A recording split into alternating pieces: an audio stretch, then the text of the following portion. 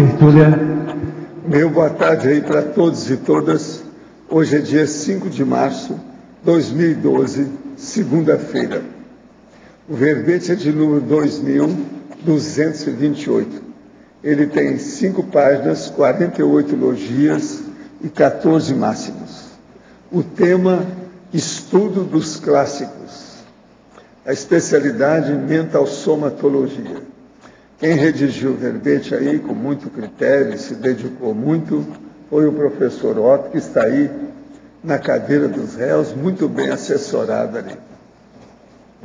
Definição. O estudo dos clássicos é a leitura ativa e intensiva, capaz de reciclar, à luz do corpus da conscienciologia, o conteúdo das obras escritas fundamentais para a estruturação do conhecimento humano, devido à relevância ideativa e à releiturabilidade, a fim de ampliar e aprofundar a autocognição do intermissivista e assistir às consciências e consciências estagnadas nos conteúdos da obra em análise, promovendo o descortino de novos horizontes intelectuais e a mudança de patamar evolutivo para todos os envolvidos. O holopensene da hiperacuidade pessoal. Os sumo-pensenes desencadeados pela heurística pessoal. O gap abissal entre o conteúdo dos clássicos e o corpus da conscienciologia. O estudo dos clássicos como pré-requisito a síntese dos conhecimentos da humanidade próprio da enciclopediologia. A força do confort da obra lida no idioma original. O rastreamento dos ismos e logias. As linhas de pensamento antigas desembocando na conscienciologia. Eu li apenas um pedaço aqui da fatologia. A leitura dos clássicos estimulando a holomemória, a raiz paragenética das ideias inatas pessoais. As consciências presas à linha filosófica retrógrada. O aumento das possibilidades de assistência na TENEPS pelo conhecimento adquirido. O ato de agregar valor à ficha evolutiva pessoal a partir da identificação e enriquecimento da linha de atuação holobiográfica. Agora, a remissiologia dos 15 verbetes nós destacamos. 5. Auditoria da pancognição, barreira teórica, lacuna da formação cultural, parapsiquismo intelectual, partilha do saber. A frase enfática.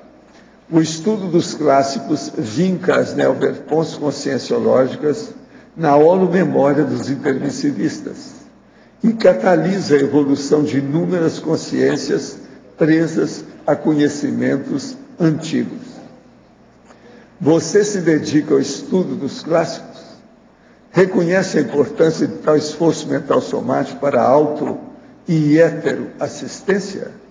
Eu chamo a atenção que a bibliografia tem 4 fontes bibliográficas. Agora, na mega-análise aí, feita com João Paulo, nós temos 20 itens.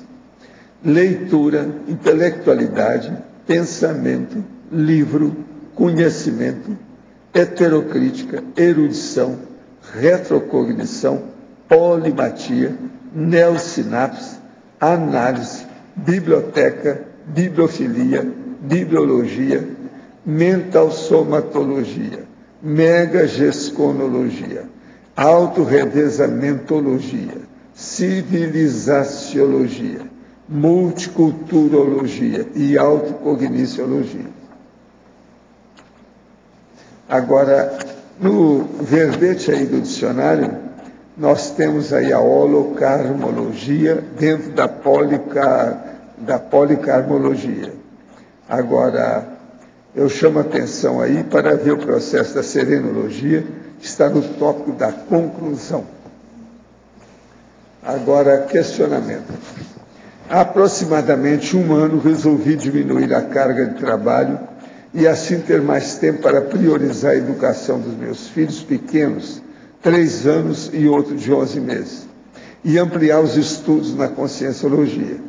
Nesse período fiz o curso CPC e veio a intuição forte que parecia do amparador para iniciar a TENEPS. Durante o ECP1 realizado recentemente, foi considerada a hipótese de não iniciar nesse momento pelo fato de ter 2 filhos ainda pequenos e por ser novata na Conscienciologia. Sei que se iniciar no prazo que estabeleci anteriormente, não irei desistir, mas quero tomar a decisão com o suporte do meu amparador. Como posso saber se essa intuição foi real ou não passou de mera impressão? O que o senhor sugere? Olha, tem um princípio da Conscienciologia que resolve o seu caso. Na dúvida, abstenção. Esqueça isso, deixe os filhinhos crescer um pouco. Alberto Betal, professor Otto. Na Estrangeirismologia, página 26, poderia nos ampliar a postura reciclogênica do bookworm?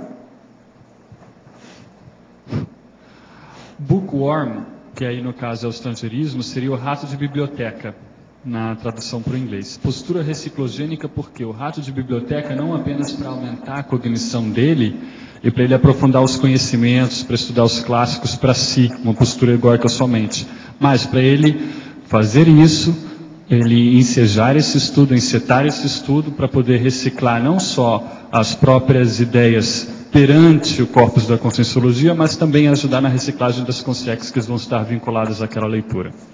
Escuta, é bom a gente acrescentar aí que existe também a ratazana da biblioteca e da holoteca lá. Ratazana. Agora, para você. Na Fatologia, página 26, sexta linha. A metria prática dos gigantes dos séculos. Quais obras clássicas são fundamentais para os jovens leitores de informação, na sua opinião? Eu acho que vou começar de trás para frente. As obras principais são aquelas, você pode pegar as principais épocas do conhecimento humano, você pode pegar a Grécia Antiga, você pega o processo do Renascimento, você pega o Iluminismo e alguma coisa mais contemporânea. E com isso você vai poder estudar as principais obras. Na Grécia Antiga você teria Platão, Aristóteles, que é o básico, é o mais clássico. Ali na questão do humanismo você vai pegar desde, enfim, Maquiavel para entender o processo de política e outros daquela época. No iluminismo você vai pegar Voltaire, você vai pegar Rousseau, você vai pegar o pessoal daquela época, Montesquieu, que está aqui com a gente. Enciclopédia. Pois é, que é o iluminismo. Exato. E, enfim, contemporâneos também vai depender da área. Por exemplo, se você trabalha com psicologia, você vai ter o Carl Rogers, você vai ter até o próprio Freud, você vai ter Jung, vai depender da área que você vai trabalhar. Então, essas seriam as principais. E a metria prática dos gigantes dos séculos, por que isso? Através da obra do autor, você consegue fazer uma análise da consciencialidade dele. Então, nesse sentido, os gigantes dos séculos seriam aqueles que deixaram as grandes obras escritas do ponto de vista da sociedade intrafísica. Você faria uma metria prática, ao estudá-los com calma, analisando a obra deles, você vai poder fazer uma análise não só das ideias do corpus teórico daquela obra, mas do próprio autor. Interaciologia, página 28, primeira linha. Gostaria que nos detalhasse a interação leitor-bibliopola. O bibliopola é o livreiro. Então, se você tem uma boa relação com o seu livreiro, com o sebeiro, digamos, aquele que tem um sebo, enfim, você consegue ter maiores possibilidades dele arranjar livros para você, de você, às vezes, sabe de alguém que está se desfazendo de uma grande biblioteca, e você pode ajudá-lo a comercializar aquilo. Então, essa boa relação com... O professor Valdo até tem a história de que tinha livreiros que ajudaram ele com livros de medicina na época da formação, muitas vezes seguravam os livros para poder pagar depois. Então, tudo isso são relações que podem advir dessa questão da relação do leitor com o bibliopola. Afinal de contas, ele que fornece o alimento intelectual. Eu tinha uma caderneta, eu pagava quando eu arranjava dinheiro. Exato. Paradoxologia, página 28. O paradoxo de as leituras de obras clássicas antigas ser forma de neofilia da consciência. Como ocorre a heteroassistência a partir dessas leituras? Aqui é o seguinte, Por que um paradoxo? Porque as obras são antigas, milênios. Estamos falando aí de 25 séculos, se a gente pegar desde a Grécia apenas. Por que neofilia? Porque a pessoa quer saber o que passou, o que aconteceu. A gente, às vezes, não tem ainda uma retrocognição mais ampla para saber e para rememorar muitas coisas que estão aí na holomemória. Muitos desses livros a gente já vem lendo em várias vidas aí, mas não se lembra disso. Então, é uma forma de neofilia porque você quer saber quais são aquelas ideias que dão base para muitas das práticas atuais, dão base para muitos posicionamentos seus. Então, é uma forma de neofilia, saber o que já foi falado, o que já foi escrito, quais são os grandes posicionamentos em relação aos assuntos importantes da humanidade. Então, a partir desse momento, a partir do momento em que essas obras são antigas, mas você demonstra vontade de conhecer isso tudo, o paradoxo reside justamente aí. Como é que você pode fazer a heteroassistência? De várias maneiras. Em primeiro lugar, se você enriquece o seu cabedal de informações, enfim, você vai poder enriquecer uma aula, você vai poder preencher suas lacunas da formação cultural. Isso é inclusive um verbete, lacuna da formação cultural. Lá o professor Valdo elenca 18 áreas em que vale a pena nós prestarmos atenção para preencher. Então você vai poder preencher sua lacuna de formação cultural, atuar melhor, até dentro de uma área profissional, e também do ponto de vista das consciências, que é o que a gente ressalta aqui na definição. Quando você lê essas obras clássicas, você tem várias consciências vinculadas àqueles temas. Algumas obras as pessoas têm repercussão maior, outras uma repercussão menor, umas elas se sentem bem, outras elas se sentem mal, a partir de um posicionamento pessoal perante os temas analisados naquela obra, você pode, com isso, fazer um posicionamento para as consciências que estão acompanhando aquela leitura. Otto, aqui no ar, aqui em cima, é na sua definição. Pois tem não. Um pedacinho na terceira linha, no meio da terceira linha, você vem colocando, devido à relevância ideativa e à releiturabilidade. Fala um pouco dessa releitura, que é importante nesse estudo dos clássicos. É sim, é sim. Para a gente e para quem está no entorno, né? Os acompanhantes. Fala nessa releiturabilidade, quer dizer, a qualidade, né? Não é isso? Isso, é a qualidade de ser passível de outras leituras. Isso é a definição de clássicos, de acordo com o pessoal que está, inclusive, até aqui na bibliografia. O Mortimer Adler, que trabalhou bastante com isso, o próprio Ítalo Calvino, se bem que ele aborda mais os clássicos da literatura. Até o próprio Hernani, quando ele lançou o Pai em 2008, ele fez um artigo e ele colocou 6 itens lá definindo o que é clássico, e um deles é a releiturabilidade. Para a gente entender isso, é o seguinte: o próprio professor Valdo fala, inclusive naquele artigo do Aperitivo Intelectual, que existem porcentagens de leitura. Então, cada livro vai merecer uma porcentagem de leitura de acordo com o seu interesse e de acordo com o valor do livro. Tá? Então, esse é um ponto. O outro ponto é o que o Adler fala dos tipos de livro. A maioria deles, nós podemos classificar como irrelevantes do ponto de vista ideativo, ou seja, eles não vão merecer nenhuma primeira leitura, ou muitas vezes uma folheada já resolve o assunto. Desses tem um outro número que já merece uma leitura mais atenta, mas você lê uma vez, você sabe que você não vai precisar voltar naquele livro. Ou quando você volta nele, você pensa assim, puxa, mas parece que tinha mais coisa na primeira vez que eu li, porque teve aquele impacto inicial. Agora, os clássicos, justamente, a grande releiturabilidade é, cada vez que você volta nele, ele te ensina uma coisa nova de novo. Exato. Então, por mais que você faça uma leitura analítica, você disseque os argumentos, você estude o máximo, isso acontece com as obras do Valdo, né? Então, por exemplo, uma obra que eu gosto bastante é o Homo Sapiens Urbanizatus. Então, quando lançou, eu li de capa a capa, me dediquei, mas veja, sempre que eu volto lá, porque sempre pode ajudar. Né? Exato. Então, isso ajuda você a sempre estar voltando ali. Então, a releiturabilidade é isso, justamente pela relevância ideativa dele e pela importância que aquele livro adquire para você. Então, essa releiturabilidade vai depender de pessoa para pessoa também. Porque era isso que eu estava pensando, porque ler o clássico, ler aquele autor, quer dizer, tem tanta coisa estranha para o nosso tempo, e fazer a releitura, eu vou te dizer, eu não tenho muito essa prática. E reler, né? Achar uma vertente nova, um ponto novo. A gente respeita e, vamos dizer, tira partido da prole intelectual dos outros. Sim. Mas a coisa mais séria é a prole de vocês hoje. Autoprole hoje. Até a nossa prole do passado ficou obsoleta. Ela está anacrônica. Com certeza. O problema, então, é a prole atual. Vamos começar pelos verbetes e acabar na obra-prima da Mega Giscon. Se possível, ó meu Deus, no seu nariz, um tratado. Otto, muito obrigada. Como criar e manter um holopensene sadio em casa? Você quer falar isso aí, alguma coisa disso? Bom, se eu tiver competência, mas por favor, Você né? tem. Como criar e Não, manter... eu não falaria, eu não sou bom. Como criar e manter um holopensene sadio, é isso? Em casa. Bom, Sadio em casa.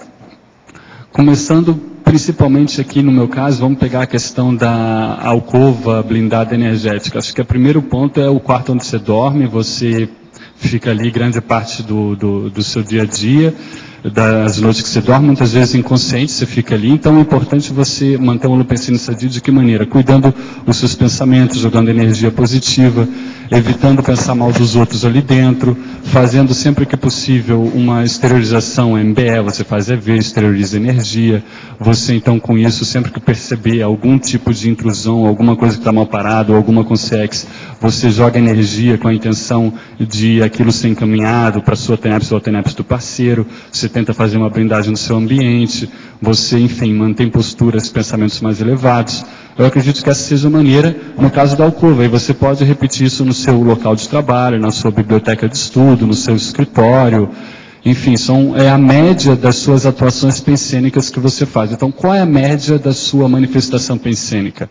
Ela é positiva, ela é mais negativa. Então, isso vai dar o tom para a manutenção de um holopensene sadio no seu ambiente de trabalho, porque o holo é o total, então o total dos seus pensênios. Aí você tira a média e vê como é que você pode melhorar, em primeiro lugar, a sua pensenização.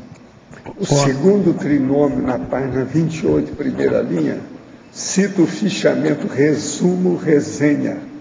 Qual a técnica que o professor Otto utiliza para o fichamento resumo? São feitas anotações diretas no livro ou faz-se um resumo à parte em papéis, caderno, laptop? Ao que me parece, essa segunda opção faz com que percamos muito tempo. No laptop ela acha que perde tempo? Está falando aí bobagem. Não, acho que no laptop é importante. Eu já fiz no papel, mas e eu tenho tudo isso arquivado, mas realmente hoje em dia, com o advento da informática, a gente tem que tirar o máximo proveito disso. Registra tudo no laptop. Eu acho que o mais importante disso é o seguinte: o fichamento, sempre que possível você seguir as técnicas de enciclopédia, que é a BBA, né, a bibliografia exaustiva nossa.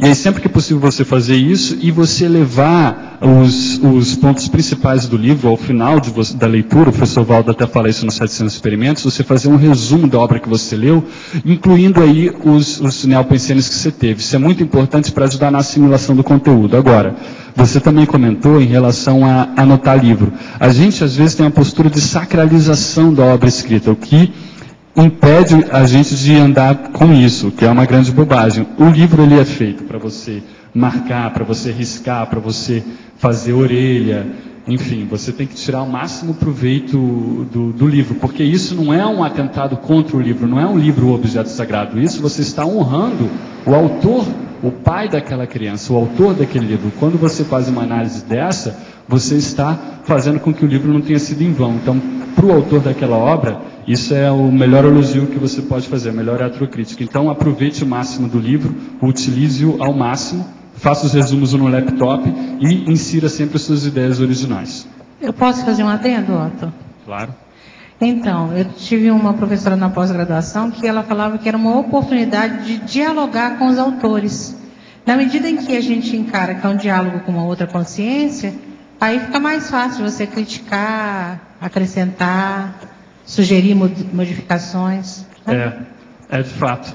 Aí o objeto sagrado perde, né? A ideia dessa bobagem, né? Do objeto sagrado. Exato. O Francis Bacon, né, aquele cara que escreveu o Novum Organum, ele falava que você tinha que torturar a natureza para extrair os segredos dela. Enfim, a gente pode tentar fazer isso com um livro. Acho que é uma imagem que eu gosto. A gente tem que torturar no bom sentido o livro, espremer ao máximo para ver o que sai. É bom analisar também os pensamentos do autor e, conforme o caso, até a personalidade dele. Eu tenho um monte de livro meu lá embaixo que eu tenho comentários sobre o autor e a obra dele no fim. Principalmente quando os erros são muito grandes. Eu escrevo tudo lá. Olha que tem centenas de obras minhas, tudo anotado lá. Obras deles, que eram minhas, da minha biblioteca, que eu passei para lá. Já vi várias anotações suas lá, e isso que a gente quis falar em relação à metria. Sobre o processo de fazer resenha de livro, eu fiz de milhares de livros na minha vida. Tem 82 que tinha lá um resumo, que até o Antônio queria que eu fizesse um livro disso. Só com os resumos. Só com a resenha, só a resenha crítica. Comente o paradoxo, página 28, afirmando a leitura de clássicos ocasionar a neofilia da consciência. Esse paradoxo, ele reside justamente no fato de que a obra é antiga, mas é uma vontade de você conhecer, é uma busca por ideias que para você serão novas, e aí você vai nesses livros antigos. Por que você vai nesses livros antigos? Porque grande parte dos livros atuais ou estão discutindo esses livros antigos, livros da Socinha, a gente está querendo dizer, né? Muitas vezes estão discutindo esses livros, estão tentando refutar um ponto, ou fazem simplesmente um resumo. Então, quando você vai direto nesses livros, eu estou pegando uma outra vertente aqui para explicar isso. Quando você vai nesses livros, então você também conseguirá... Quanto mais você lê desses livros antigos, desses livros clássicos, não basta ser antigo, precisa ser clássico, ter uma relevância ideativa. Quanto mais você lê deles, menos você vai ler dos outros livros, você vai ter uma leitura mais seletiva. Então isso daí é justamente o que está dando base para esse paradoxo. O paradoxo é que a obra é antiga, mas a sua sede de conhecimento, a sua vontade de conhecer, a sua busca por ideias novas para o seu micro-universo, faz você ir atrás dessas obras aqui. Em Mitologia, página 28, primeira linha. Comente sobre o mito de todo clássico ser considerado difícil de ler e o mito de a leitura dos clássicos nunca decepcionar o leitor. Tá. Pois é, o mito de todo clássico ser considerado difícil de ler é mais ou menos o que, pelo menos quando você entra na faculdade, vai estudar, o pessoal tem uma abordagem muito cuidadosa em relação aos clássicos, nos dão muitas xerox para ler, enfim, em vez de evitam essa abordagem direta, nua e crua ao clássico, sem muitos prolegômenos, sem leituras preparatórias, tem que ir direto no clássico. Mas argumento que é difícil, o Platão tem muito vai e volta, muito torneio de palavras, enfim, e vários outros. Tem uns que são, não é que eles sejam difíceis, é que eles são enrolados, eles são embatumados e tem, por exemplo, o Hegel. Nós chamamos Confusino. É o quê? Confusino. Doutor Confusino. Entende? É o Alberto Rey, aquele Rey da psicologia. Agora, gostaria de saber se o verbetógrafo pensou em citar a coleção Pensadores, lançada originalmente pela editora Nova Cultural em 1973, contendo 56 volumes dos autores clássicos do pensamento humano. Lá embaixo tem esses clássicos. Tem, lá embaixo tem, lá no Holociclo. Esses clássicos são uma boa, eles dão um bom resumo. Esse que foi lançado em 72, 73 é o melhor, que é a primeira edição. Depois eles começaram a mutilar, começaram a resumir muita coisa, e fizeram edições menores. Primeiro é o melhor. Então, esse era o melhor. Agora, o que acontece? Eu não coloquei aqui porque eu não quero particularizar nenhum autor. Os clássicos estão aí, enfim, tem várias. Até me falaram, por que você não colocou uma lista dos 100 principais? Porque vários vão ficar de fora. Então, cada um tem que ver, tem vários que já falam disso. Eu cito aqui, eu acho que mais sério até do que isso daqui, dos pensadores, é esse daqui do Great Books of the Western World, do Mortimer Adler, que também tem lá embaixo. Esse aqui é mais brabo, eu acho. Então, a pessoa que não conhece, dá uma olhada no trabalho do Mortimer Adler. Ele foi o editor da Enciclopédia Britânica, que ele foi o editor associado desse trabalho. Ele também trabalha com vários autores, e ele coloca em 54 volumes, ele trabalha com um índice de ideias original que eles desenvolveram, que eles chamam de syntópicon, são as grandes ideias. Então ele pega 102 ideias principais, onde você tem algumas besteiras, tipo anjo, enfim, mas você tem coisas como ser, causa, cidadão, constituição, democracia. Então, dependendo do assunto que você quer estudar, ele vai dar para você as páginas e que clássicos falaram daquele assunto. Então você vai direto no ponto e você tem uma leitura de 25 séculos. Então vale a pena dar uma olhada. Uma coisa boa é a pessoa chegar a ver os bustos.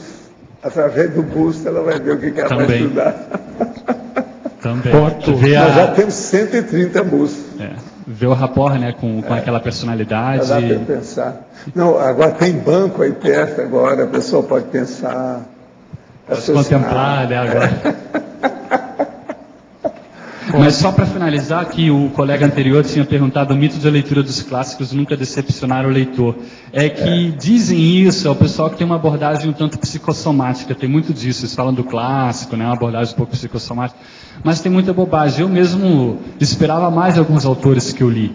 E aí, quando eu li, eu falei, esperava mais isso aqui. Quando a pessoa lê demais, ela começa a ter mais, decepção. Ela começa a ler muito, amplia, ela vai subindo, e tem gente que está muito baixo. Isso é inevitável, isso mostra que você está melhorando. As decepções com os clássicos mostram um avanço do leitor. Isso é muito importante. Otto, na página 26, Fatologia, segunda e terceira linha, o estudo dos clássicos como pré-requisito à síntese do conhecimento da humanidade próprio da enciclopediologia. Pois é porque quando a gente começou com essa questão aqui de escrever verbete, eu pensei, mas isso daqui é um pepino, porque o verbete você tem que dar uma geral no conhecimento humano dentro daquela área. Como é que a gente vai fazer isso aqui? Né?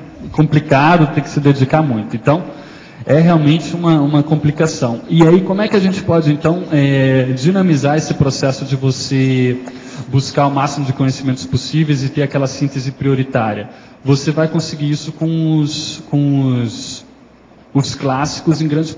comigo tem funcionado, né? Então, você fazendo essa leitura dos clássicos, você vai conseguir ter uma visão geral. É a metáfora da árvore do conhecimento. Você tem o tronco e os galhos. Esses clássicos aqui, eles estão no tronco.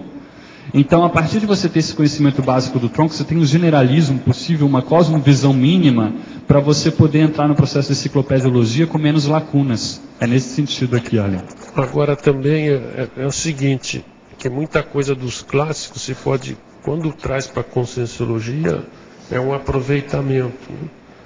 Eu, por exemplo, tenho recebido muita crítica de uma parte do povo aí, que se eu leio filosofia, leio os clássicos, eu vou continuar lendo banana para eles agora, porque muita coisa é aproveitável para a conscienciologia, está sempre visando a conscienciologia.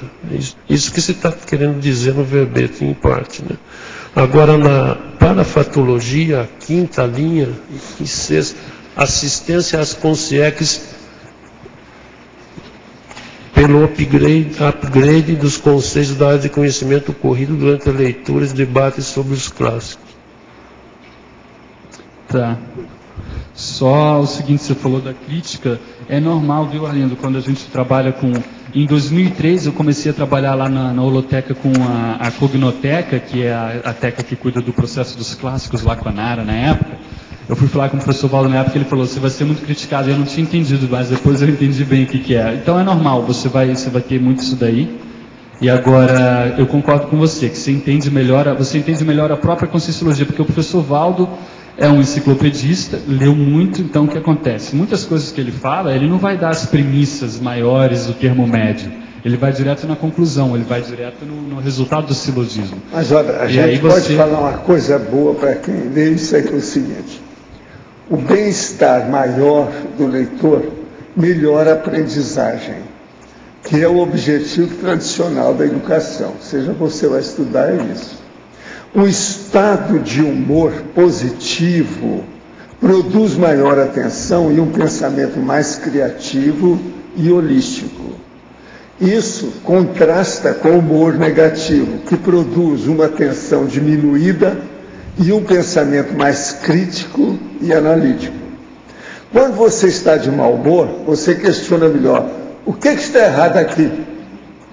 Quando você está de bom humor, você questiona melhor, o que está certo aqui? E o que é pior, quando você está de mau humor, você recorre defensivamente ao que já conhece e se torna mais obediente. Tanto o modo positivo de pensar quanto o negativo são importantes na situação certa, mas com muita frequência as escolas enfatizam o pensamento crítico e o seguimento de regras em vez do pensamento criativo e da aprendizagem de coisas novas. Isso é terrível, né? Você pensar, mas é uma realidade. Isso aqui é inatacável. Isso é muito interessante. Tem que levar numa boa essas críticas e eu já atendi muitos estrangeiros e conversando com alguns deles, muitos franceses, você percebe que eles têm uma dificuldade de abordar coisas novas pelo peso da tradição, enquanto que aqui no Brasil a gente tem uma facilidade muito maior. O tradicionalismo e o conservantismo. Os ingleses são os mais difíceis, desse povo todo. Agora, é engraçado é que lá em Londres, quando eu dava curso, eu via essa condição. E uma coisa séria também é o seguinte, aparecia muita gente doida. Uma vez entrou um cara totalmente pirado com um carrinho. Entrou como se tivesse a casa fosse dele, eu falando, ele está pouco ligando. Chegou, sentou, ficou lá. Quer dizer, é cheio de gente maluca com o processo de conservantismo. Mas é problema geral do filósofo, ele ser conservador. Eles têm a linha deles.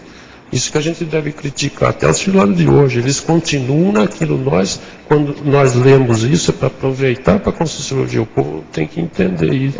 E ali, Arlindo, você tinha me feito uma pergunta, né? Assistências conscientes pelo upgrade dos conceitos de área do conhecimento, ocorridas durante a leitura e os debates sobre os clássicos. Aqui eu pensei principalmente no PAI, Programa de Aceleração da Erudição lá da Reaprendência, onde isso aconteceu comigo também em algumas ocasiões, principalmente com a leitura da filosofia clássica lá, Platão e afins, onde você percebe que tem vários conceitos ali, algumas leituras que atraem, isso vai depender de pessoa para pessoa, que é devido ao rapport dela e por onde ela passou no passado. Você vai evocar com maior ou menor força, portanto, algumas consciências vinculadas àquele conceito que você sente que você tem uma queda por aqueles conceitos. Então a ideia ali é você, de posse cognitiva do corpus da Conscienciologia, fazer esse upgrade mental em primeiro lugar. Isso já assiste os conscientes que estão na sua psicosfera, ou que estão ali acompanhando a leitura, e que você, quando leva isso para o debate, porque quando você fala, alguns conscientes até entendem melhor, elas não estão ainda tão lúcidas para o processo mais da telepatia. E nesses debates, você então finalmente consegue extirpar alguns problemas, enterrar alguns conceitos do passado e assim você fazer uma renovação grupal, inclusive das consciências que estão ali. Mas é bom ler esse passado justamente para enterrar parte dele, mas tem coisa aproveitável. Por exemplo, a terminologia, ela vem a rica científica, ela vem da Grécia, não tem jeito. Que está na matemática, em tudo, na lógica, vem de lá. Se usa isso, mas agora num plano superior. E muita coisa mais. Sem querer também ficar defendendo, ficar fazendo uma ufologia dos clássicos. A gente. Agora tem uma última aqui, aliás, a antepenúltima, penúltima e última linha da parafatologia. O contato da consciência leitora com a consciência autora, desencadeando atribuições estarísticas com a chancela do maximecanismo multidimensional interassistencial.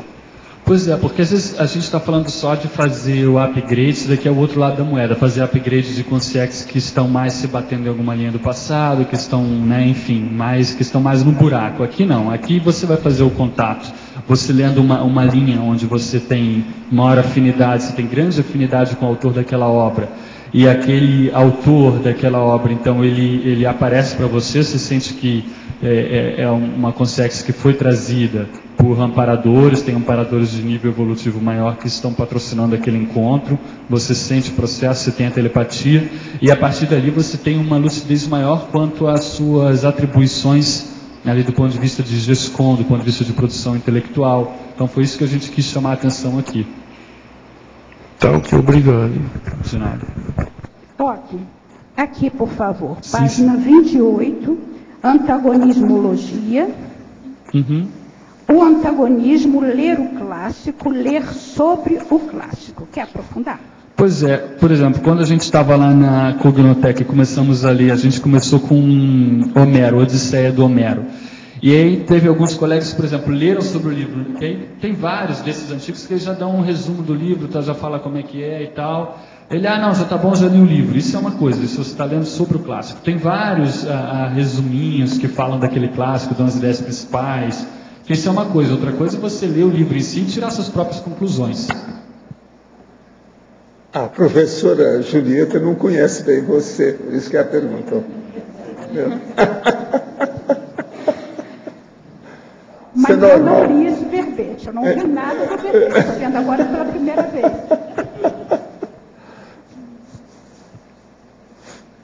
Tudo bem aí, mãe?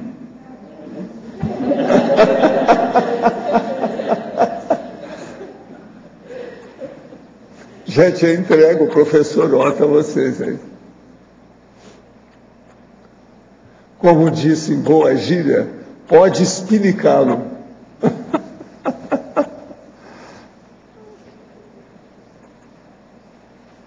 Otto, já que ninguém pergunta, vou perguntar o seguinte: o que te levou a escrever esse verbete, nas suas experiências pessoais?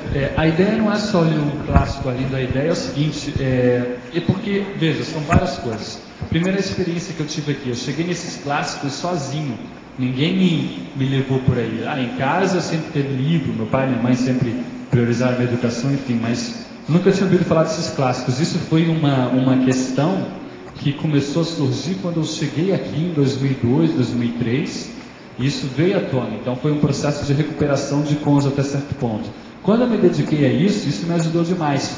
A despeito de várias cabeçadas aí da pós-adolescência, isso daqui foi uma linha mestra que me ajudou a aumentar a cognição, a ter um processo de reflexão maior. Eu sou muito grato a esse processo de leitura dos clássicos. Então é esse ponto aqui. E eu prezo isso, eu gosto de ler isso, enfim. Agora, a questão também é o quê?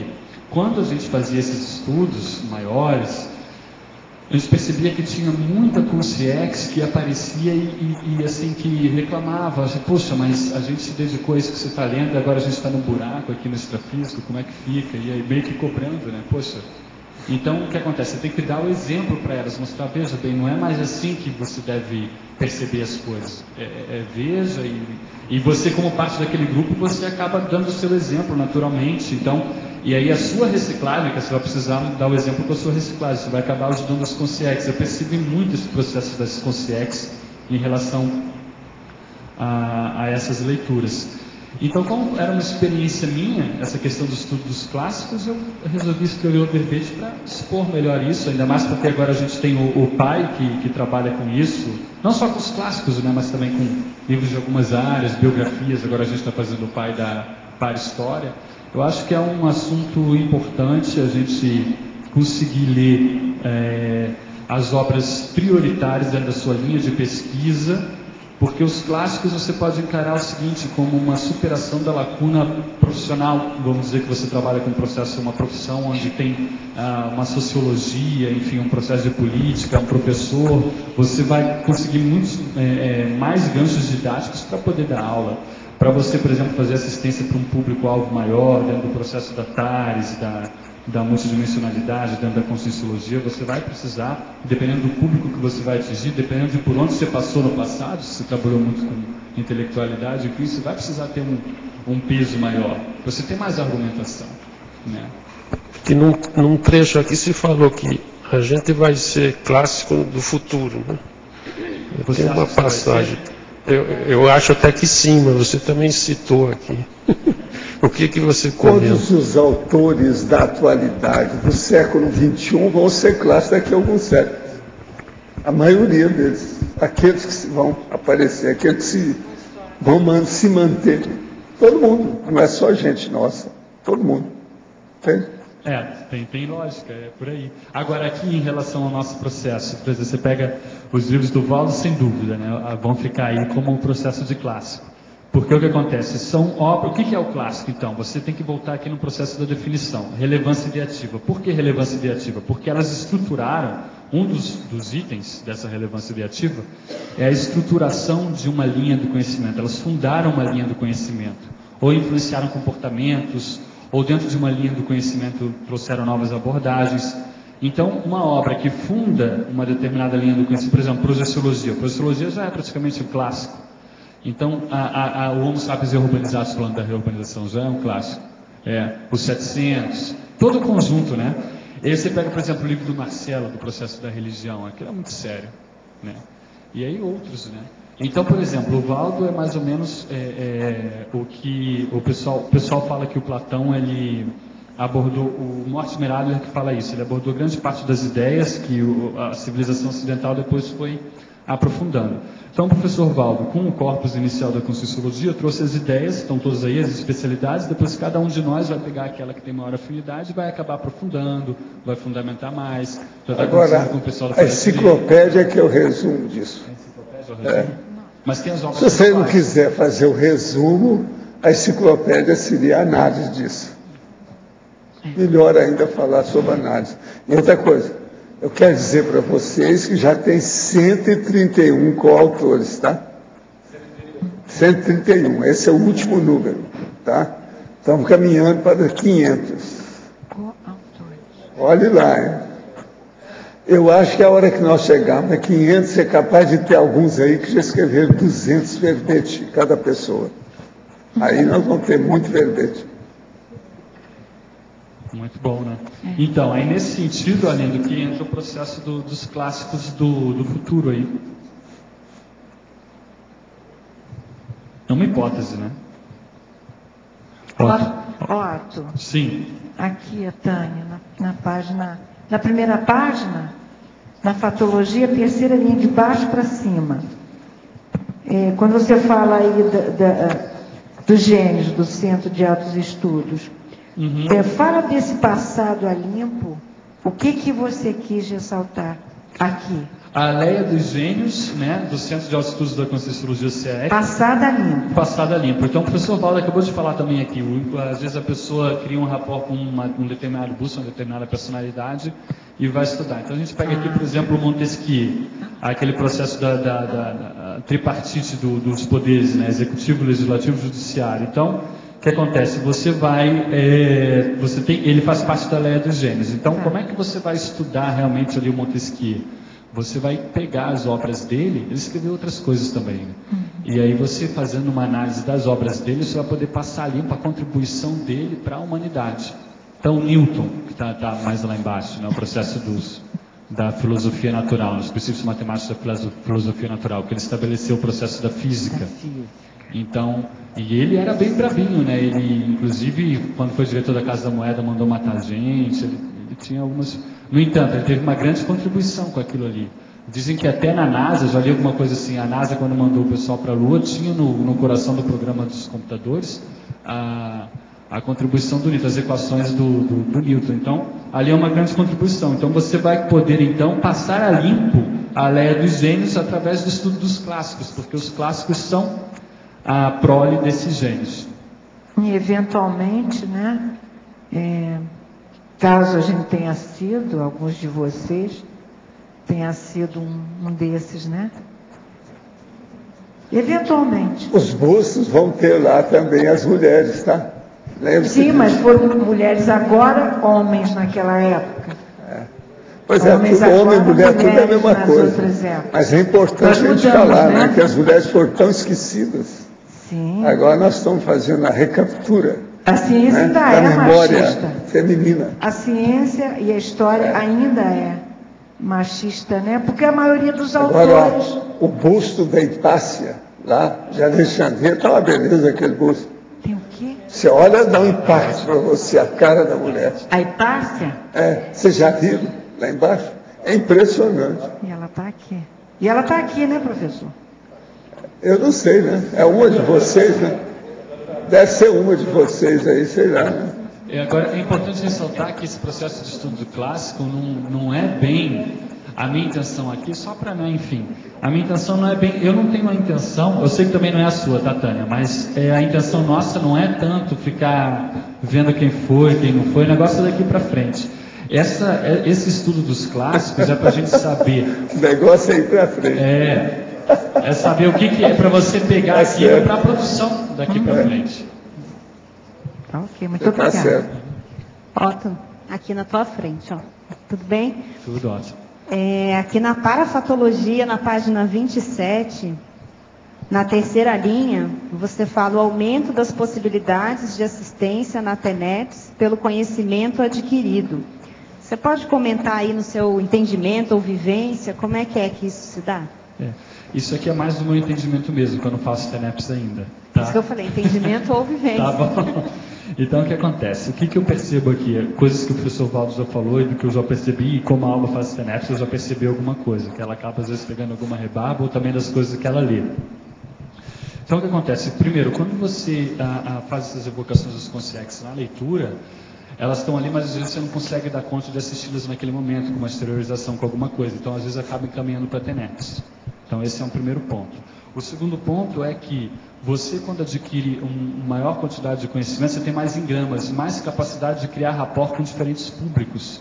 Aí os amparadores da TENEPS podem te trazer diferentes públicos que você tem cabedal para assistir esses diferentes públicos, devido a ter uma afinidade mínima, porque quando você tomou conhecimento de um determinado conhecimento, você tem que estabelecer um rapport, por mínimo que seja, mesmo que seja uma área do conhecimento que você não tem muita afinidade, ou que em que você não trabalhou tanto.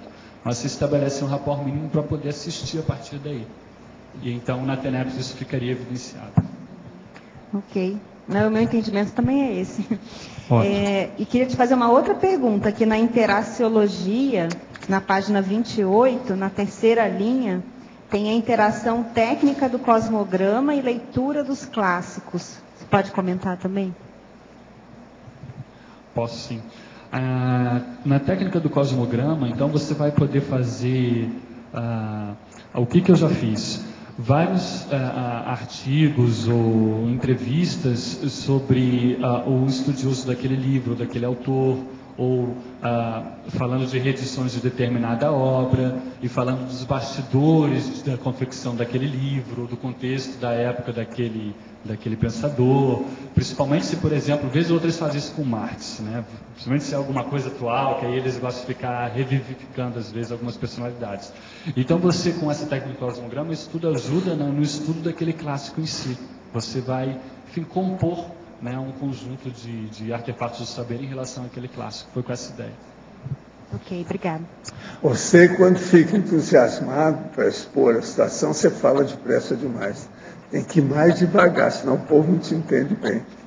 Porque quando você fica entusiasmado, aí é que você fala, às vezes, até melhor. E atropela. Tem que ir mais devagar. Se agora, a primeira resposta que você deu para ela, você estava assim. Respira fundo, vai com karma. É o grupo karma, no caso, não é o ego karma, é o grupo karma.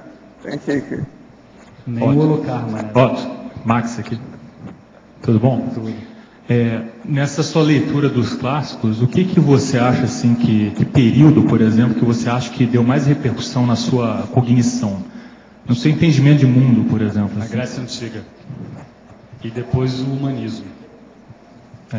E assim, qual foi, assim, o que você acha que modificou dentro da sua forma de pensar, na sua cabeça, que deu essa repercussão, entendeu? O que mudou, vamos dizer assim? Foi a possibilidade de você não ter limites, isso principalmente na questão do humanismo, isso daí que foi que a capacidade de você, a ideia de você não ter limites para a questão da cognição, não se restringir a uma área apenas, a possibilidade de você transitar entre várias áreas e tudo que vem você ser capaz de, não, aquilo tem relação com aquele determinado ismo, aquela determinada logia. Você não precisa saber em profundidade, mas você sabe classificar o conhecimento, pelo menos de uma maneira, nem que seja perfunctória, superficial, mas classificar. Então, essa amplitude da cognição, Max, foi o que me ajudou mais, teve repercussão. Uma coisa que eu acho interessante também é que, quando a gente estuda os conhecimentos mais atuais, né, você vê que a raiz quase de tudo está ali, né, na Grécia. Isso ajuda você a fazer associação de ideias, né, no momento que você pensa nisso. Por isso que é muito importante. Por isso que é importante, exato. Agora, eu acho que aquele Tiago devia estar aqui hoje para fazer pergunta para você. Né? Ele sabia. É verdade, desse nível. Ele sabia que é hoje você. Ele é meu colega. Eu mandei esse verbete para ele criticar antes de apresentar. Não, sim. Ele devia estar aqui. O Clube da Leitura... o Jaslavski também. Ele devia estar aqui. O Clube da Leitura que ele mantém lá no Nobel, você participa lá com ele, não? Não, vocês aí que gostam muito de estudar, de fazer pesquisa. Otto, aqui no há. Como você incentivaria os jovens inversores para a leitura destas obras? Ou destes... sobre as clássicas, aos jovens, né? Olha, eu acho que para os inversores seria a questão deles verem os interesses básicos, assim, qual que é o assunto, por exemplo, tem inversor que você percebe, isso com todos, né, em geral. A pessoa às vezes chegou na Conscienciologia por uma linha mais política, outro chegou mais por uma linha filosófica, outro por uma linha mais científica, outro por uma linha mais da assistencialidade. Do parapsiquismo. Ou do parapsiquismo, perfeito, ou então da religião. A partir disso, ele começar a ler as obras, porque capaz que ele lendo as obras daquela linha específica, ele mais ou menos se acha, aquilo vai aumentar a motivação, porque a leitura dos clássicos é uma questão de motivação. E aí isso vai aumentar a motivação para ler. Porque essa questão de passado, de saber quem foi, às vezes exerce um fascínio grande. Então, às vezes pode servir como uma isca para fazer a pessoa correr atrás disso. E depois ela pode participar do PAI, né, do Programa de Aceleração da Erudição. Uma coisa que eu vejo também muito importante é o aumento da autocrítica, porque você começa a ter mais crítica, mais bagagem, né, intelectual para conseguir se posicionar. Né? Hay una otra pregunta, me llama muita atenção, na página 27, no item tecnologia, você fala na última linha, a técnica da leitura e debate dos clássicos pela dupla evolutiva, cada qual com a obra pessoal anotada. Aí você poderia contar a experiência dos dois nessa técnica? Isso foi principalmente quando o PAI foi lançado, em 2008, eu e a Alba a gente fez uns 2 módulos do PAI, e a gente comprava, por exemplo, Confúcio, foi uma das obras lá lidas, os Analectos, a gente comprou um para cada um, e aí a pessoa lia, fazia suas anotações e depois você partia para o debate. Então, muito bacana porque você vai conhecer mais a sua dor, você estabelece uma afinidade cognitiva maior, você vai ser capaz de, com isso, perceber a análise que a outra pessoa fez, por onde que vai mais ou menos o processo de pensamento dela, o que ela valoriza mais, o que ela destaca mais, o que você faz. E isso você tem muitas vantagens no processo da dupla. Você cria um sinergismo maior, de complementaridade das abordagens, né? E além de aumentar a cognição mútua. Então, isso é muito bacana. Então, é uma técnica que funciona muito bem. Cada um compra o seu livro, lê no mesmo período, tipo uma semana para ler, lê no mesmo período e aí faz o debate junto, com o livro, com a caneta e tal. Interessante. Uma coisa mais. Na citaciologia, pode traduzir amicus, platos, et magis? Tá. É o seguinte, a tradução do latim aí, mais ao pé da letra, seria o Platão é amigo, porém mais amiga é a verdade. Ou então é o seguinte, eu sou amigo do Platão, mas eu sou mais amigo ainda das Verpons. Ou seja, é justamente esse processo de fazer a atualização aí. Oi, Otto. Opa, está muito alto. Sim. Na página 28, a interaciologia, na penúltima linha, a interação, leitura dos clássicos, autoexperimentação, você pode ampliar? Dentro daquele processo que eu estava explicando da leitura dos clássicos, evocar as consciências e elas acabarem cobrando de você, principalmente se são ex-colegas do passado, daquela linha filosófica ou daquela linha científica ou política que você está estudando, eles cobrarem de você, mas por que a gente está aqui no buraco, enfim, né? Cobrarem. Então, o que acontece? Você, através da autoexperimentação, você conseguir mostrar para elas que é possível você ter uma outra atitude. E, a partir disso, reciclar. Então, encarar aqueles conceitos de outra maneira. Esse é um ponto. O outro ponto aqui dessa autoexperimentação é o seguinte: os clássicos, eles muitas vezes podem ser livros práticos ou que prescrevem algum tipo de comportamento ou que falam, afirmam muitas vezes categoricamente o que acontece num determinado setor ou numa determinada linha de atuação. Mas você, com a sua autoexperimentação, você pode discordar e você pode inclusive melhorar o clássico. Então, essa autoexperimentação é muito importante para você poder fazer o cotejo e fazer a reciclagem do conteúdo também.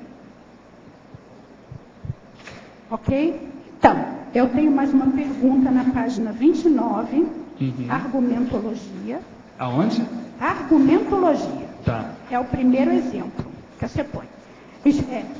O estudo dos clássicos iniciantes, ou do intermissivista, buscando a leitura dos clássicos para aumentar a cognição. Bacana. Agora, porém, encontrando demanda assistencial inesperada. Como é que isso ocorre?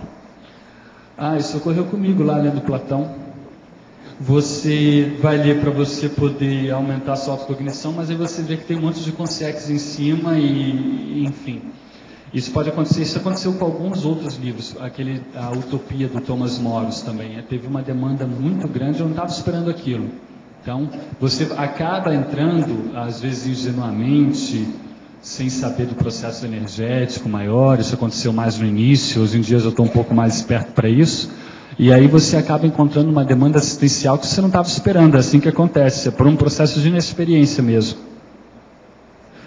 O que no estudo dos clássicos maduros já não acontece, a pessoa já sabe que isso é assim, e outra, ela já vai ler, nem tanto, claro, que aumentar a autocognição é sempre um resultado inevitável, mas para promover a autorreciclagem, às vezes ela percebeu um processo de uma determinada linha que ela quer reciclar, ou para poder se enriquecer para promover heterorreciclagens, então ela já vai ciente desse processo que isso pode acontecer, essa demanda assistencial a partir do extrafísico.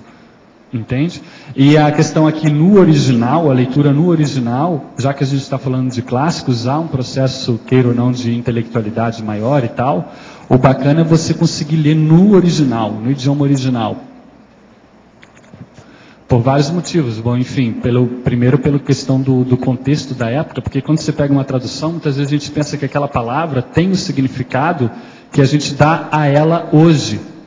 Mas o significado que ela tinha na época em que foi escrita era um pouco diferente às vezes. Isso fica mais fácil de ver no original. Você consegue entrar então melhor no zeitgeist da época, no contexto intelectual do autor da época. Isso às vezes potencializa um processo de evocação maior. Além de você poder ter acesso à força da expressão, né, da obra no original. Ok, obrigada. De nada. Otto, eu fiquei com uma curiosidade. Você teve algum livro que você teve vontade de reescrever? Não. Ainda não. Acho que nem vai ter, não. Não, eu digo assim, porque às vezes assim, a ideia ou o upgrade, né, pelo que você já viu, já leu, e às vezes tem algum erro crasso, vamos dizer assim, ou de interpretação, ou de observação. Então é nesse sentido, não de sua própria autoidentificação como autor. Entendi. Não, entendi o outro viés que você deu, mas também não tive não. Também não tive não. Você já teve? Eu estou com algumas dúvidas, sabe? Eu estava conversando com o Valdo esses dias. Tem uma outra pergunta clássica para os clássicos, é a seguinte: você teria vontade, ou pelo menos imaginou, de conversar diretamente com o autor atualmente? Isso aqui é bacana. Isso sim. Isso é mais, né? Saber como é que está o cara, o que ele acha do livro dele. Isso eu tenho curiosidade de saber. Pois é. Isso é muito importante. Saber o que ele pensa da própria obra. Exato. O que você acha? Exato, Meia culpa, meia máxima culpa. Essa. Sempre vai aparecer lá. Entende? Agora, eu posso falar que eu tenho livro publicado há meio século, né? Então, quer dizer, se vier me perguntar, eu já posso falar alguma coisa. Eu acho que isso também vale para a música, sabe? Esses dias, até outro dia você fez para mim Vivaldi, né?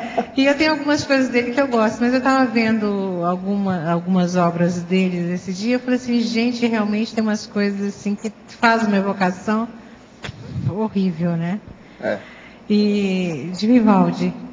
Porque aí foi muito a coisa da igreja mesmo, é muito usado hoje. Então, quando você ouve e evoca aquilo, então, por mais que esteja harmônico, além de que tem algumas coisas que são primariais, mas tem outras que são bonitas, mas você tem que ficar separando o tempo inteiro, como se você tivesse que escolher uma trilha e salta 10, pega outra e vai assim, né? Ora, uma verdade do século XXI.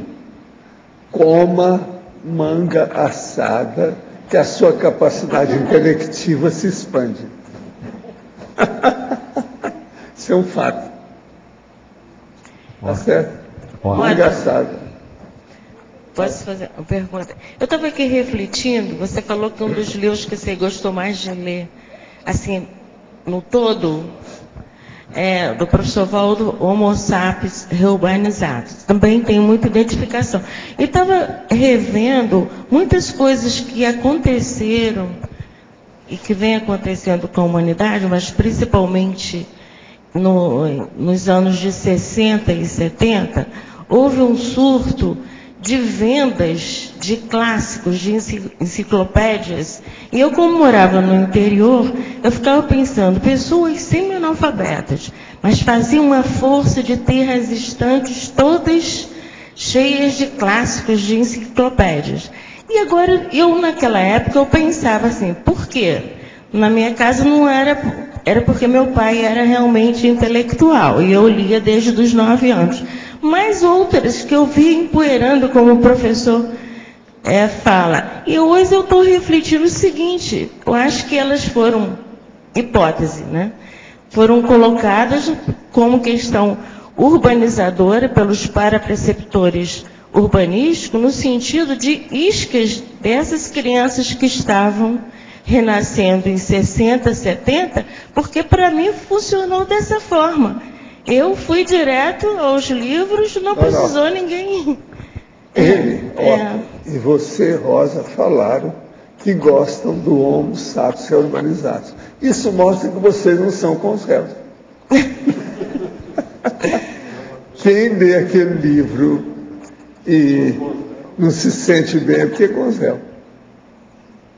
Não sou eu que classifiquei isso, não. É amigo meu que já estudou isso desde que o livro saiu. Vocês dois estão falando a favor, vocês não são com os réus, não tem nada a ver com isso.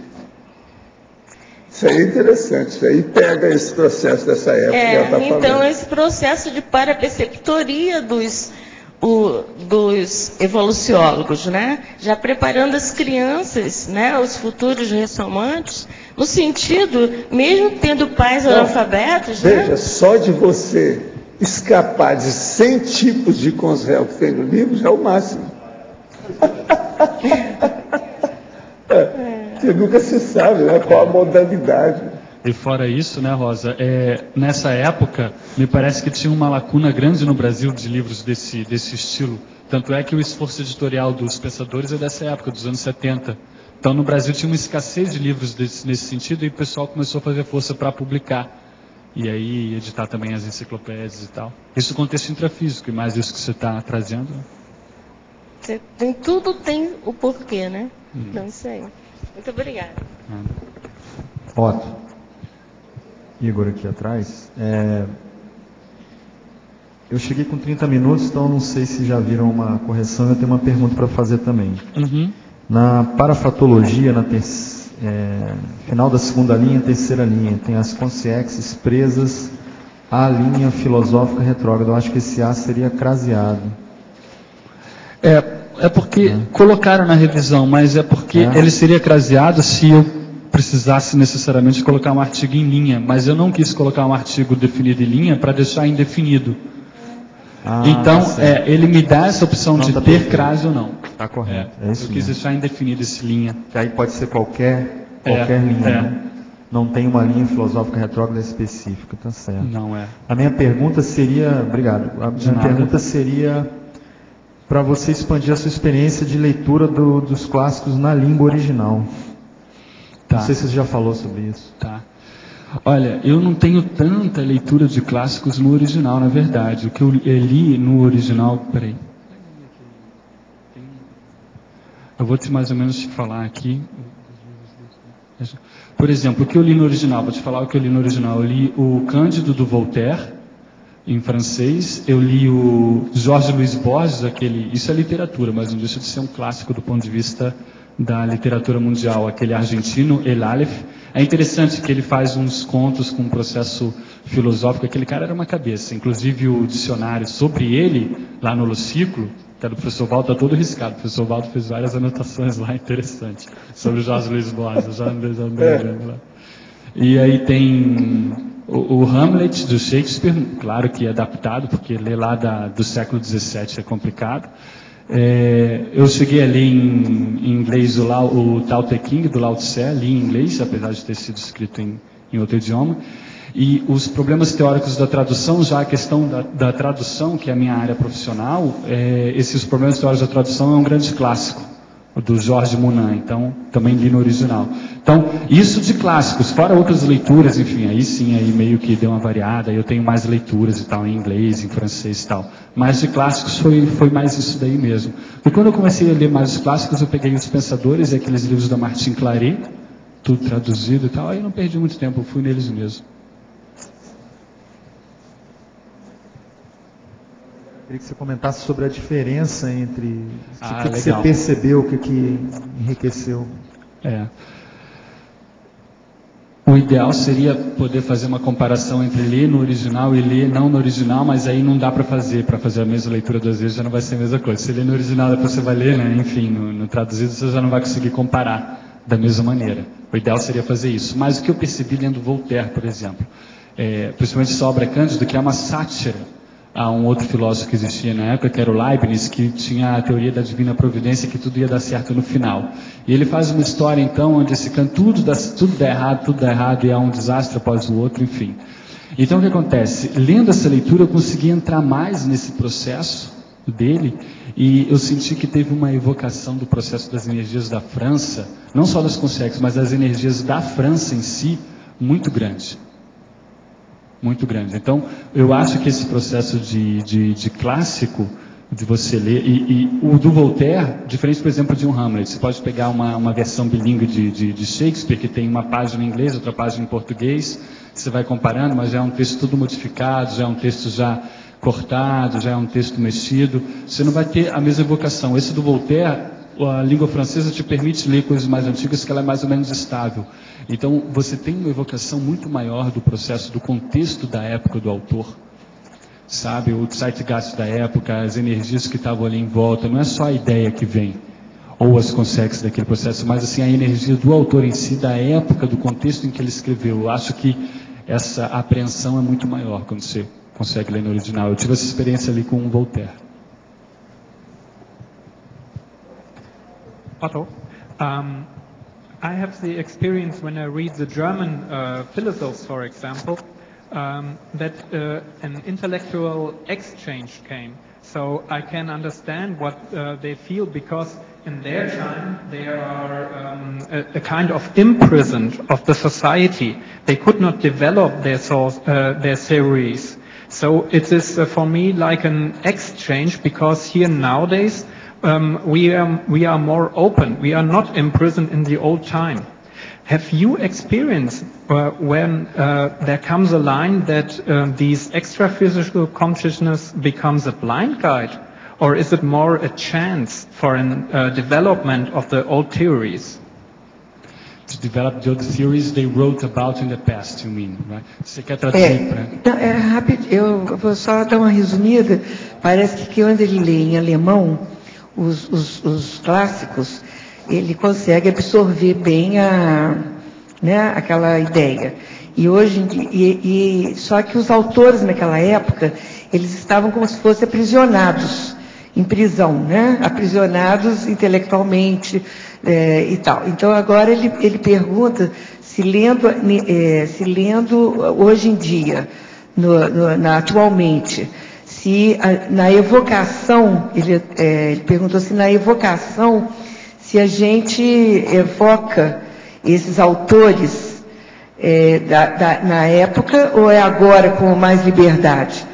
Com inclusion, né? See, I think, eu vou responder em inglês. Você entendeu mais ou menos o que ele quis dizer? Então eu vou responder em português e você traduz para ele ficar mais bacana. O que eu acho é o seguinte: eu não acho bem que o pessoal era muito aprisionado no passado, não, porque eu acho que alguns desses eles conseguiram ser vanguardistas em sua época, conseguiram olhar um pouco mais à frente.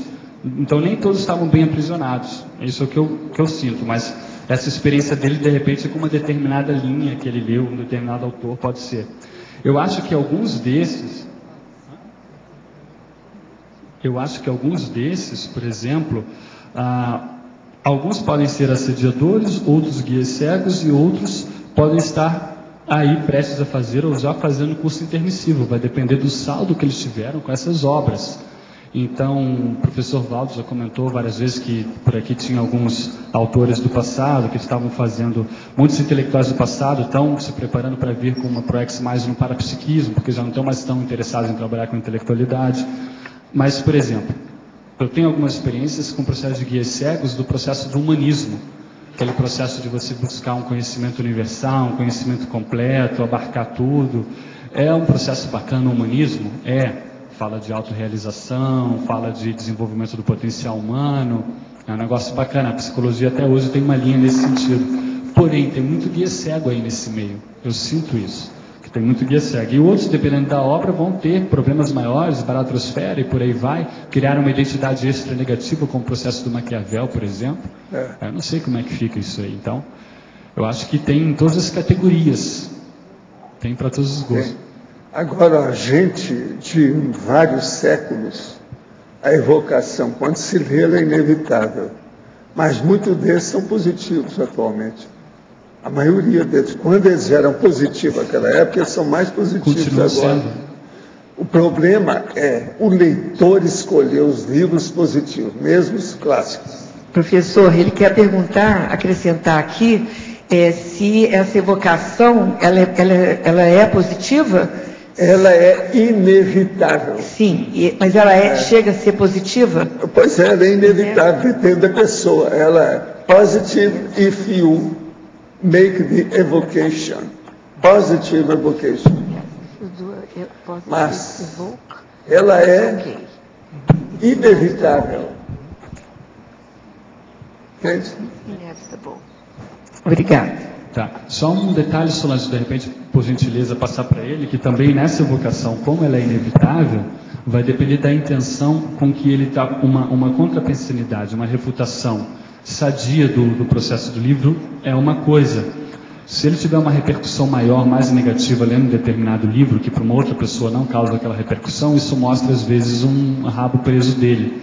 E então é uma oportunidade para ele fazer a reciclagem do ponto de vista mental dele, daqueles conteúdos que estão ali. É justamente o processo que a gente colocou na definição do verbete. Aproveitar essas evocações para fazer a reciclagem dos conteúdos ali daquela obra e assim promover a recim, tanto dele quanto das consciências que vêm pela evocação. Sovaldo, aqui atrás de você. Queria fazer uma pergunta em cima dessa questão da evocação. Em termos de assistência, você às vezes escolhe livros propositadamente ou inspirado pelos amparadores para fazer assistência para aquele autor? E como que é esse processo? Isso aí eu já fiz com o processo dos projetores. Eu pegava a obra dele com as coisas todas para depois ter mais contato, fazer rapport. Então eu começava a pensar do jeito que ele escreveu, as coisas dele. Encontrava com ele fora do corpo e melhorava a pessoa, junto com os amparadores, bem atualizado. Então a evocação, ela pode ser muito assistencial. Depende do que a gente faz, a intenção. Tem que saber o que está fazendo, né? Tem que estar lúcido. Agora veja, a evocação assistencial, ela é de alto gabarito, não é qualquer um que pode estar fazendo, não. Se tem alguma competência dentro do métier daquele assunto. Porque senão pode dar assédio violento em cima da pessoa. Porque você está mexendo geralmente no core. O core, aí, no caso, é o olho do furacão, o cerne, o núcleo de interesse, de propósito, de megafoco daquela consciência. Então você vai aonde dói, no busilhos, entende? O ideal seria a pessoa estar escrevendo um livro, no seu caso, projeciologia, você evocou o projetor para contribuir. Você está bem a par daquele tema. Sim. Você não é jejuna mais. Tem que ter algum traquejo do assunto. Você dominando isso aí, o óleo pensando muda. A situação é outra. E outra coisa, sempre que você vai ver uma coisa, se você está tratando com um clássico que tem grande expressão de pensamento, de intelectualidade, de construtivo, você nunca vai fazer isso sozinho. Sempre vão aparecer consciências que vão ajudar você. Então, a gente tem que pensar bem nisso que você está falando, a qualificação da evocação. Qual o interesse? Qual é o propósito? Qual o megafoco da pessoa? O que ela pretende? Tem? Ok. E uma dúvida do dicionário, do verbete do dicionário, você fala aqui da monja. Sim. E você fala da especialidade dela em relação às mulheres e crianças. Você poderia dizer, ou você sabe, essa especialização dela em relação a mulheres e crianças? Pelo seguinte, eu vi muita coisa que ela fez, rodava. Quando aparecia assistência, tinha mulher e tinha criança. Um monte de mães que ela ajudou de todo jeito, enquanto a gente está fazendo assistência. De todo lado. Mas aquilo para ela é mais fácil, parece que ela é especializada nisso. É isso que eu ia perguntar. Ela já teve muita vivência com isso? Uma hipótese seria essa? Não, por exemplo, os lugares que eu passei com ela, em muitos lugares, inclusive no exterior, na Ásia, em vários lugares, eram lugares que tinha maternidade, creche, hospital, um processo de ginecologia, obstetrícia, criança nascendo, hospital tipo infantil. Você está entendendo? Ela tem uma certa afinidade com isso aí. Então ela segura muito essa história. Deve ser alguma coisa séria que ela está especializada nisso. Outra coisa, as crianças, quando ela passava, extrafisicamente, as crianças melhoravam. Tem uma criança que melhorou tanto que eles acharam que a criança engordou de uma hora para outra. De manhã para tarde ela engordou. Foi porque quando ela passou, melhorou o estado geral todo. A criança aparece logo, né? E outra coisa, uma criança batida, se ela melhora de uma hora para outra, aquilo fica muito mais visível do que uma pessoa adulta. Você vê logo que ela é diferente. Entende? Agora, ela fazia isso, ela faz isso. A gente passava, era aquela reciclagem impressionante.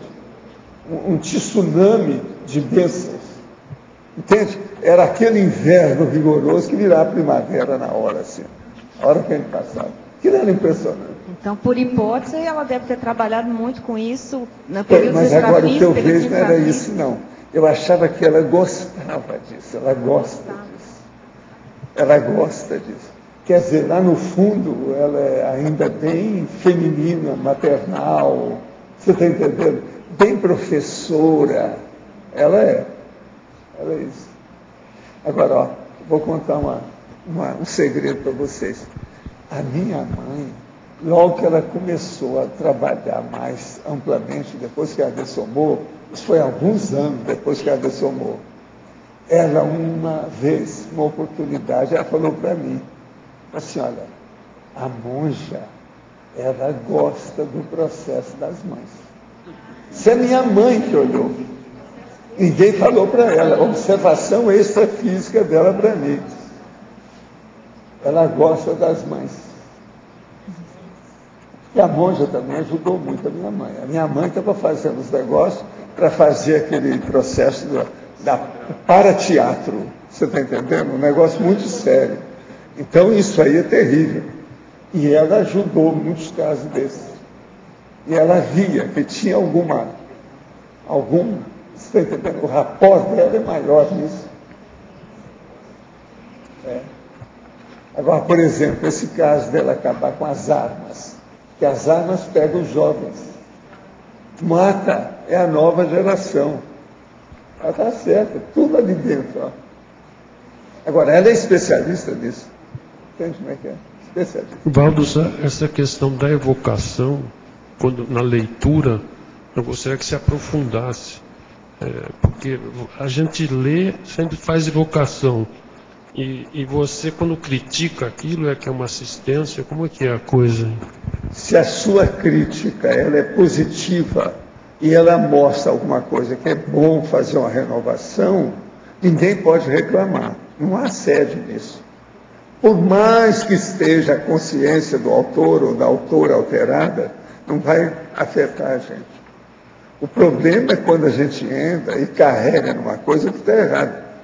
E de uma maneira, às vezes, absurda, uma coisa irracional. Aí dá certo. Então, por exemplo, uma heterocrítica positiva nunca é assediadora. Ela é positiva, ela ajuda, ela é evolutiva. Mas é inevitável ter uma crítica negativa. Aí, por exemplo, no caso dessa evocação que ele está falando aí, o que vem primeiro? A pessoa escreveu, aí ela dessomou, viu que não era mais aquilo, e ela escreveu. Só que todo mundo está lendo aquilo que ela escreveu e apoiando aquilo. Escuta, mas isso, você é a mais recente que está fazendo a crítica. Já pensou as milhares de outros que já fizeram? Então aquilo, a pessoa já, lá, Concierge, ela já está com casca grossa da situação. Não, mas a sua já não pega nem mais nela. Por exemplo, Maquiavel. Desancar com Maquiavel é perda de tempo. E já tem tanta besteira que ele já fez. Mas aí eu estou pensando em outras coisas. Eu estou perguntando a pessoa que escreveu. Ela pega, escreveu a besteira, mas todo mundo entrou naquela besteira dela. Ela dessomou. Agora, dessomado, ela faz uma reciclagem, quer fazer uma reset. Só que tem aquilo tudo. É a máxima culpa, que é aquilo que a gente fala. Sim, mas aí como é que ela faz? A Concierge. Ela vai querer fazer agora algum trabalho de recuperação do desvio, a situação toda. Por exemplo, o nosso amigo Maquiavel, ele quis fazer uma coisa muito boa na época, mas para ajudar o príncipe, que é a monarquia. Isso tudo é errado. Intrinsecamente, ele tem cada erro desse tamanho, lá em tudo que ele escreveu. Hoje ele sabe disso, né? Deve estar se mexendo por aí. Tá, mas o caso do Rousseau, por exemplo, ele escreveu... Foi a mesma coisa. Ele também tinha erro, uma porção de coisas. Isso. Mas agora o pior é que ele desviou por amor à França. O erro dele foi emocional. Agora ele tinha muito esse negócio de emoção, o negócio da família. Você vê isso nas obras só ler no contrato social, você vê direitinho o desvio dele. Agora, o contrato social é o mais sério dele, foi o que encaminhou uma série de condições. Agora, isso tudo influiu demais na França, porque a Revolução Francesa, em parte, foi baseada em cima das coisas. Pois é, mas aí o que começou primeiro? O trauma dele foi intrafísico ou foi depois do extrafísico? Com a Revolução Francesa, porque ele faleceu antes da Revolução. Isso, 10 anos. E aquilo, então, extrafisicamente, incensaram demais o homem. Sim. A Concierge. Aí ele virou cego. Sabe como é que é? Ficou grogue, o álcool subiu na cabeça. Ele ficou grogue. Quer dizer, ele ficou... Ele custou. Foi mais ou menos 200 anos para ele melhorar. Ele ficou de fora, quer dizer, no extrafísico, intervindo esse é um exemplo para mim que eu vejo das coisas, porque esse eu tive contato direto. Quer dizer, o Zé não teve. Mas a gente sabe como é que foi. Quando você fala... Agora, eu vim para cá nessa vida e ele era do mesmo jeito. Agora, a hora que eu fiquei adulto, depois de algumas dezenas de anos, ele chegou e queria fazer a renovação. Ele arranjou a reciclagem. Isso foi o máximo. É uma das coisas mais bacanas que eu vi nessa vida, de coisa que eu deixei atrás. Semana passada você falou que eles, quando eu te perguntei se ele ia fazer curso intermissivo, você disse assim, não, ele é dos nossos, ele já tem, ele é muito inteligente. Então, ele, de uma certa forma, ele vinha com um grupo na evolução. Na hora que chegou ali na Revolução, aí ele é como se ele desse para trás, ele retroagiu. Foi, mas ele estava ainda influindo demais o povo. Na ocasião, o enumerador me falou, né, e a turma lá a turma de amparador, que tinha mais de 1.200 concierges atrás dele. Aquilo era como se fosse um partido dele. Eu já vi isso tudo fora do corpo. E mais os livros, e mais a evocação de quem lê, por aí você vai vê. Retroalimentando. Agora, o problema é que quando chega num certo nível, essas 1.200 concierges são selecionadas. Elas foi passado por uma triagem, isso não é qualquer um. Então, o que ele está fazendo agora, para mim ainda não acabou. Se ele tivesse acabado, ele já teria aparecido aqui. Quando ele acabar, ele vai aparecer, que ele falou para mim. Acabar o quê?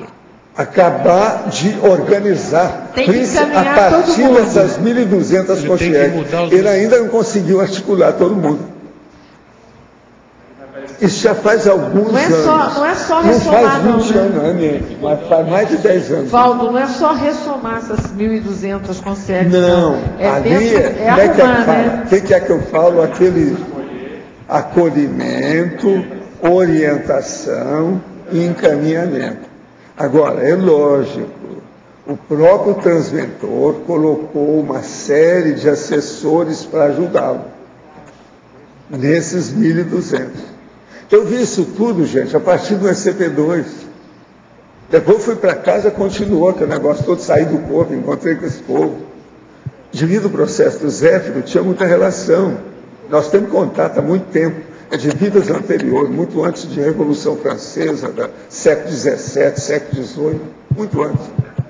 Valdo, você falou que depois ele vai vir para cá como concierge ainda para ficar aqui, ou você estava falando Não, de ressomar? Ele vem como concierge, porque ele falou que quando ele vê que encaixou as coisas, ele vem para falar comigo. Você está entendendo? Ele me falou que ia fazer isso. Porque quando ele quis falar umas coisas, ele queria falar para todo mundo, para a minha equipe que estava lá na CPT. Psicofonia. Mas a turma deu conta. Então ele falou que ele voltaria quando vê que as coisas estão organizadas. Agora, é lógico que nessa ocasião, ele já de posse do curso intensivo, porque agora ele está encaminhando esse povo todo, tem muita gente do curso intensivo nesses 1.200. É muita gente. É gente boa, é gente selecionada, é um monte de intelectuais, de políticos, você está entendendo? Gente, quanto é estilo de alto nível de mental som. Então, desses 1.200... Ele é uma cabeça, Então, desses 1.200, ele inclusive está encaminhando também para o curso intermissivo. Também, é lógico, pois esse encaminhamento dessa coisa, ele está fisicamente hoje, se tem gabarito. Agora, o que se passa? Esse nível tem gabarito. Então, já viu. Tem uns aqui, ó, que é gente dele, que já apareceram aqui, na nossa tertúlia, que é a turma dele. Já ressomou? Não, eu estou falando esse que estão fazendo curso intermissivo aí, na Interlúdio. É gente que teve aqui. Agora, ó, 1.200 pessoas selecionadas, gente, dá trabalho. Então... Isso não é fácil, não. Pensa bem. Selecionado. Nós temos a metade disso, são 648. A 653 nós temos aqui. Ainda bem que agora, é que esse fisicamente, como concierge, se estão lúcidos, sai de baixo. São adultos lúcidos. Presta atenção. Vocês estão entendendo o alcance disso? Valdo. Como é que é feita essa... Agora, eu pedi para os chineses para dar uma de mão para ele na ocasião. Você pode falar mais? Você falou que são 1.200 concierges selecionadas, que elas passaram por uma triagem. Assim, como é que é esse processo da seleção e da triagem? Ele mesmo selecionou isso devido ao povo histórico, inclusive da Revolução Francesa e da França. Agora, é um monte de intelectuais que tem no meio disso. É lógico, ali tem ex-artista disso, daquilo, etc. Tal. Tem gente de todo tipo aí. No caso, tem poeta no meio. Mas na maioria são pessoas que estiveram relacionadas ao processo da Revolução, e que tinha relação com os pensamentos dele, Rousseau, e com a França. Mas daquela época, então? Daquela época e coisa anterior, porque a hora que a consciência começa a ver quem é, vem as vidas anteriores de todo mundo. A dele, a da outra pessoa, as inter-relações. Então, não vem só daquela vida. Vem das vidas anteriores, aquilo vem os patamares, a série X. Esse povo todo está a par disso. Mas só depois que ele acordou que ele viu isso. Na hora que ele... Não, a hora não é que ele acordou, foi a hora que ele decidiu que era melhor mudar mesmo. Aí ele deve ter ponderado muito, fez a reflexão, não foi só de 5 horas, foi de uns 5 meses, pelo menos. Entende? Então, até decidir. Agora, a hora que ele mudou, acabou. É como se ele fosse, virou, ficou. Você está entendendo? Aqui conosco seria isso. Muda tudo na hora. E a força que ele também tem perante essas pessoas é muito grande. Agora, o que eu vejo é o seguinte, isso ainda não tem 20 anos, mas já tem mais de 10 anos. Ele está trabalhando. Mas o que é uma década? Não é nada. Para um processo desse não é nada. Ele, gente, passou igual o Zéfiro mais de 2 séculos sem ressomar. E estava trabalhando com esse povão todo. Pensa bem. É como se eu tivesse uma equipe de 1.200 pessoas. Contra, né? Não, raciocina. Não é contra, é a favor dele. Não, naquele mas momento... ele envolvendo aquilo de uma tal maneira que estava coagulando a evolução daquele povo. Estavam engessados, congelados, paradões, entende? Anacrônicos dentro do processo. Então, é preciso ver agora as demarches, falando em francês, né? Demarches. Quais são os encaminhamentos, as coisas novas, o que é que vai ter. Walter, mas essa triagem, ela começou... Agora, eu acho isso fascinante. Se eu estivesse lá, pode estar certo, o Zé estava na frente desse povo lá, trabalhando com ele, para ajudá-los. Ele sabe disso, por isso que ele falou que veio aqui depois falar para mim. Cada um faz o que pode. Qual é a nossa parte aqui? A nossa parte é escrever verbete. Quantos você já escreveu com esse aqui? Esse é o segundo aí, está muito fraquinho ainda. Ele já escreveu... eu tenho 10% só deles. 21. Ela já escreveu? 22. Pois é. Tá certo? Valdo. Esperança. O que detonou, o início que detonou essa renovação do Rousseau? Porque eu lembro que ele vinha aqui na época da cooperativa. Porque foi depois que eu ressomei, né?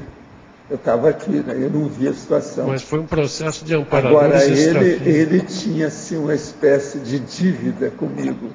Você está entendendo? As dívidas morais, intelectuais, são as mais sérias que tem. Coisa do nosso passado. E ele sabe disso. Então, ele e o Zéfiro... Mas o Zéfiro atuou quando ele estava com o Sim? O Zéfiro atuou? Não, o Zéfiro falou para ele o que é que achava que estava errado. E tinha umas coisas erradas. Mas é que o povo todo incensava tanto a consciência que ele não admitiu muita coisa, ele continuou do mesmo jeito com aquele monte de gente. Então, veja bem, 1.200 pessoas a favor dele. Chega 1, 2, 3 ou 4 e fala, não adianta 3 ou 4 a 1.200, ele fica com aquele povo. Isso é um processo político. Aí é que está o erro. Ó. É muita gente que erra por aí. Ó. Estuda isso uma hora. O processo da quantificação, você está entendendo? Perante a qualificação. Isso aí, do ponto de vista evolutivo, é terrível. Então, por exemplo, a pessoa ela pode ser muito lúcida dentro do processo, inclusive a consciência. Mas agora ela fica... no caso, empolgada, entusiasmada. É aquilo que eu estava falando hoje na hora do almoço. Esse negócio de entusiasmo é uma besteira enorme. É o processo emocional, é o psicossomático, entende? A gente não pode estar entusiasmado com qualquer coisa. Agora, veja, ele se entusiasmou pelo processo nacionalista, a patriotagem. Uma das maiores bobagens que tem, é uma regressão. Mas ele achava que era o máximo do processo. Aqui do Ocidente, o problema da terra. Agora, eu falei com ele quando eu vim para o corpo, antes, a última vez que eu encontrei com ele, eu disse, vai estudar a reurbanização. Mas ele não deu valor. Agora, para mim, passaram alguns anos e ele viu o que era. Para mim, o caso que se passou foi o seguinte, ele extrafisicamente, trabalhando com tantas consciências, ele começou a ver sinais da Reudex, aonde ele ia. Chegou um ponto que ele falou, não, preciso ver isso. A hora que ele foi ver o que era a Reudex, ele mudou. Para mim foi isso. Ele andou por todo lado, foi vendo aquelas coisas. Agora, por exemplo, você não pode dizer que ele era um mega assediador clássico. Não, não é bem isso. Ele era, o que a gente pode falar assim, um mini dissidente. Você está entendendo? Até um certo ponto. O negócio dele era mais um problema desse. Agora, ó, é muito mega assediador que é mini dissidente. Estudo ele também tem que ponderar em ver. Quando estou realizando minhas leituras sobre ectoplasmia, sinto sensação de enjoo, seguido por uma pressão no umbigo chakra, passando pelo plexo solar e região do laringo chakra. Isso pode ser manifestação do ectoplasma? O ectoplasma pode ser atraído por fontes de energias elétricas? Você quer falar? É lógico que tudo isso pode. Tá? Eu acho que pode sim a manifestação do ectoplasma da pessoa, principalmente quando ela não sabe ainda bem, não tem um domínio, a gente não sabe o traquejo energético que ela tem antes dessas leituras, se ela não tem um domínio maior de ver, assim, desassim. enfim, a manifestação ali da ectoplasma pode dar problema, assim como várias pessoas quando começam a fazer EV têm dor de cabeça, se sentem às vezes mal, porque está desbloqueando os processos. Então, isso pode ser o que aconteça com ela. Agora ela precisa de mais experiências aí, né, para poder, enfim, definir bem o que está acontecendo. Se possível, até alguns laboratórios, né? Seria o ideal, né? Laboratório sempre ajuda aí. A gente não pode esquecer de laboratório aqui. Eles foram feitos justamente para ajudar o povo esquece disso. Laboratório é importantíssimo. Uma dúvida aqui, Otto. Aqui no A, Eliane. Eu gostaria de saber sua opinião sobre o Peirce, que escreveu uma obra complexa. Ele foi incompreendido na época. E os estudiosos hoje falam que ele estava diante do seu tempo. Então, qual a sua opinião de uma obra que é mal compreendida e as pessoas hoje dedicam centros de estudos semióticos? É uma obra que ela continua sendo difícil de ser compreendida. E se essas obras assim realmente são práticas, são úteis, né? Porque elas devem ser, senão não teria tanta gente estudando. Eu leio o Peirce, li o original, tenho grandes dificuldades de entender. Então, eu queria saber a sua opinião sobre esses estudos de coisas muito complexas, muito teóricas, né? Mas, assim, que demonstram ser úteis, mas pouco compreendidas pela maioria. O que você acha disso? Olha só, eu acho que em relação ao Peirce, eu cheguei a dar uma olhada na época, no meu interesse pelo processo da linguagem e tal, e eu vi que não era bem aquela abordagem que me interessava, e eu deixei de lado. Realmente estava um pouco complicado mesmo. Agora, eu não li ele assim a fundo para dizer do caso dele. Agora, em relação a você escrever e o pessoal não dar bola na época e tal, isso pode ter acontecido com vários deles, porque às vezes até mostra, às vezes, a qualidade da pessoa. Porque se ele está à frente da época dele, não vai ser tão compreendido. Então, a gente hoje é uma microminoria, a gente não está buscando ser compreendido pela maioria. Então, há um processo de vanguardismo que, naturalmente, vai levar essa condição de, na sua época, você não ser tão bem compreendido. Agora, se passa o tempo, depois as pessoas vão dar valor para a obra, vão, enfim, louvar o alcance daquela obra, porque, de qualquer maneira, aquela obra, os amparadores estão vendo o esforço daquela consciência, às vezes ela fez aquilo diante de algum processo de inspiração maior. Então, aquilo tudo entra no saldo da ficha dela. Entra no saldo da ficha Você dela. acha que é complicado aí o que ele escreveu? Eu não li a fundo para dizer, não. Você acha que ele é complicado? Ele era confusinho? Eu acho difícil de compreender, porque ele fala primeira lá dos coisa, signos, ele não né? tinha E tudo é signo. Didática. Faltou alguma coisa. Faltou a Julieta para dar uma de mão para ele, na ocasião. Mas, assim, o que eu vejo, por exemplo, tem uma autora, Santaella, que escreveu para compreender, né? Lúcia Santaella, né? A Lúcia Santaella. Traduzir os pensamentos da pessoa é a pior coisa que tem. Isso, então, a Regina Camilo, que ela é especialista nessa área, ela me recomendou ler a Lúcia Santaella do começo até o fim. Eu tentei umas 3 vezes, eu não consegui, porque ela é muito repetitiva. Mas para entender uma pessoa, você vai ter que ler um segundo e ainda não entende o segundo. Né? Aí tem que Agora, sim, o que eu ouvi da Regina Camilo explicando sobre o Peirce é fantástico. Você consegue, não que seja fácil, mas você consegue entender e fazer várias correlações extrafísicas. É até um curso que eu recomendo o pessoal fazer. Mas, assim, não é uma coisa fácil. Então, o que eu fico ponderando é assim, quando a conscienciologia me parece assim que a gente tenha, explicando bem, o pessoal entende. O pessoal pode não concordar, mas o pessoal entende o posicionamento. Não é isso. Eu procuro escrever na conscienciologia ângulos diferentes. Se a pessoa não entendeu por um ângulo, ela vai entender por outro. Então, tem o ângulo do artista, o ângulo do intelectual, o ângulo feminino, o ângulo masculino. Eu não falo isso para ninguém, mas meu estilo é feito assim. E tem os jargões. A enciclopédia está escrita desse jeito. É só procurar que vocês vão ver. Então, isso acaba o povo entendendo. Agora, quando a pessoa é confusina, ela escreve só para ela mesma entender. Ela esquece que os outros têm que entender o que ela está pensando. O meu questionamento hoje, pessoal, que eu queria ver com você, é essa assim, quanto que vale a pena a gente se dedicar a entender uma leitura complexa de um clássico? Eu acho que cada um deve saber, a linha que está estudando, de repente vale a pena. Mas assim, eu já ouvi falar também que tem um linado do Lacan, que é bastante complexo. Lacan é totalmente viagem na maionese. Aí tem o Peirce, Lacan que eu pessoalmente, gente, eu gosto da teoria do Peirce. Eu gosto, eu tenho vontade de estudar mais. É que atualmente eu não tenho condição de tempo para fazer isso. Mas eu queria questionar, ver assim, vale a pena isso então? Até que ponto você vai ficar ali, uma coisa que é... Faz um resumo para você dos pensamentos.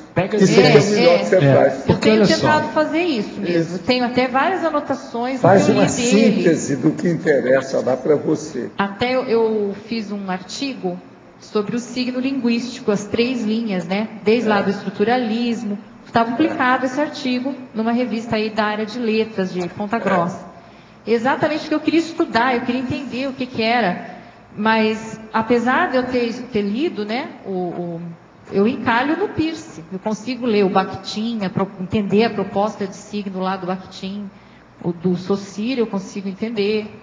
Mas quando chega no Peirce, eu ainda falo, bom, então eu vou ter que estudar mais. Mas, assim, demanda, né, da gente. Então, eu não acho que ideias complexas precisem ser expostas de maneira complexa ou a complexidade mostra a grandeza de um autor. Acho que isso tudo é bobagem. Então, você está certo. Eu acho que isso não é bem por aí, porque eu não acho que não tem nada que seja tão complexo. Claro, às vezes é porque falta alguma base, você entender a teoria da relatividade. Se você não tiver uma base matemática, todo o processo, é porque falta alguns degraus, mas não é uma coisa impossível. Quando é a exposição de ideia, não tem por que não deixar compreensível.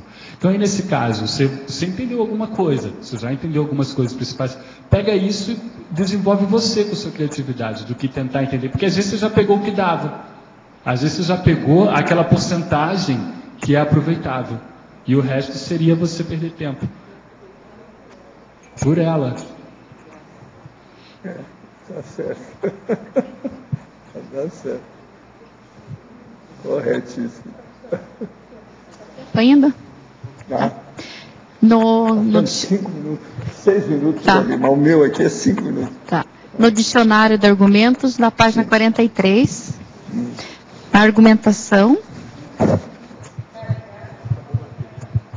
Alô? Agora deu. O que é que você quer? Tudo tem a sua razão de ser, por isso existe a lei da etiologia das doenças, que é a origem da crise de crescimento. Qual a relação que existe da doença com a crise de crescimento? O problema é seríssimo, aí no caso sempre tem. As doenças da pessoa mostram o desequilíbrio e desvio que ela tem. A crise de crescimento vem para colocar a pessoa na linha certa.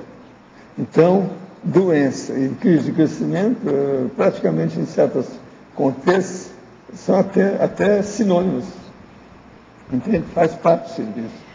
O ideal era que as pessoas tivessem, em vez de uma doença física, tivessem crise de crescimentos morais e intelectuais. Nem sempre isso é possível.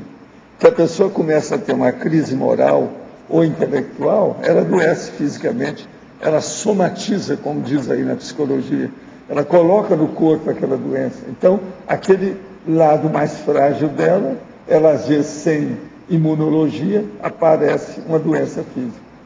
Você entendeu como é que é? Por isso está assim, ó. Tudo tem sua razão de ser. Por isso existe a lei da etiologia das doenças e a origem da crise de crescimento. Etiologia é as causas, causa da doença. Agora, a crise de crescimento, a origem é a causa do mesmo processo. Agora, a crise de crescimento, ela vem para ser terapia, é terapêutica, ela vem para tratar, ela vem para melhorar, ela vem para ajudar. Agora, nós temos que entender isso, e isso às vezes é muito difícil. É muito difícil para a maioria. Né? E como identificar? O senhor falou que tem duas, né? Duas, a intelectual E como é que faz para diferenciar? Quando aí o problema é ver qual é a tendência, o matrepensene da pessoa, qual é o megafoco maior que ela coloca todo o seu autoesforço. Tem que ver isso. É por aí que a gente vai examinar. E quando daí, no caso, assim... Observa bem as crises de crescimento do povo que você conhece. E compara a crise de crescimento com o temperamento da pessoa. Você vai entender tudo. O encaminhamento, por que está acontecendo aquilo, por onde é que a pessoa deve seguir. É assim que a gente dá bons diagnósticos e arranja boas terapias para ajudar o povo na área da saúde. Entende? É conjugar a crise de crescimento com o temperamento da pessoa. Pensa nisso. Isso vai esclarecer você demais, assim, ó, do ponto de vista geral. Vou levar minha tarefa para casa. Pois é, vale a pena pensar nisso. Entende? Agora, Otto, então nós estamos esperando mais quantos? Tem mais um aí, né? Esses dias, né? O dele já está encaminhado. Tem um na leva aí para ser votado. Então, não fala o que é, não. Não posso. Então tá, estamos esperando, viu? Parabéns, está muito bom o verbete, tá certo? Os nossos comerciais, por favor. Obrigado. Hoje tivemos 53 assinaturas no livro de presença, 24 perguntas presenciais, 6 perguntas online, 36 votos presenciais. Os recados de hoje são da Lilian sobre o acoplamentário, a Rosa Nada sobre o programa Verbetografia e a Juliana sobre o curso Teáticas do CPC. Agora com vocês, a Lilian. Então, nesse mês, nos dias 16, 17 e 18 de março, vai ocorrer o acoplamentário temático sobre paradireitologia com os EPICONs Cristina Aracaque, Alcir Alves e a Kátia Aracaque. Então, esse acoplamentário vai ter atividades diferenciadas, como um filme, onde todos nós vamos debater sobre a questão do paradireito. É importante enfatizar que o paradireito não é apenas para as pessoas que têm a sua especialidade no paradireito em si, né? Então, é todas as pessoas interessadas na questão da compreensão e respeito entre as consins e consciex e assim por diante. Então, quem quer se especializar cada vez mais na questão do parapsiquismo e na assistência, sejam todos bem-vindos nesse acoplamentário de março. Maiores esclarecimentos é na recepção do CAEC pelo telefone 45 3525 2652. Boa tarde a todos. Para aqueles que ainda não escreveram seu verbete pessoal para encaminhar para a Enciclopédia da Conscienciologia e querem fazer o seu verbete, o programa Verbetografia, ele ajuda a entender, a experienciar técnicas para a elaboração dos itens para preenchimento do seu verbete, além de montar um holopensene favorável e facilitar, então, as neoideias relativas ao tema. A próxima turma de programa Verbetografia vai ser na modalidade EAD, totalmente à distância. A primeira aula inaugural,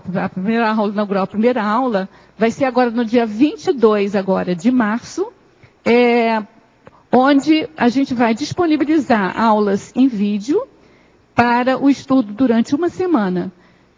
E cada quinta-feira das semanas sucessivas, a gente vai, então, novamente retornar essas aulas online para tirar as dúvidas que, porventura, tenham ficado, tanto das aulas teóricas quanto da prática do neoverbetógrafo no seu exercício aí do preenchimento do seu verbete. A gente conta com todos vocês. Obrigada. Boa tarde. Você já teve a experiência de saber alguma coisa que é melhor para você, mas não conseguir colocar em prática? Se isso já aconteceu com você, ou você vive isso, talvez o problema esteja na sua motivação, ou seja, nos seus valores pessoais. Talvez os seus valores estejam incongruentes com a sua realidade, ou aquela realidade que você almeja. Os valores pessoais é um tema que nós vamos abordar no curso Teáticas do Código Pessoal de Cosmoética, que vai acontecer aqui no CEEC, em 2 módulos, sendo o primeiro dia 23 desse mês, 23 a 25 de março.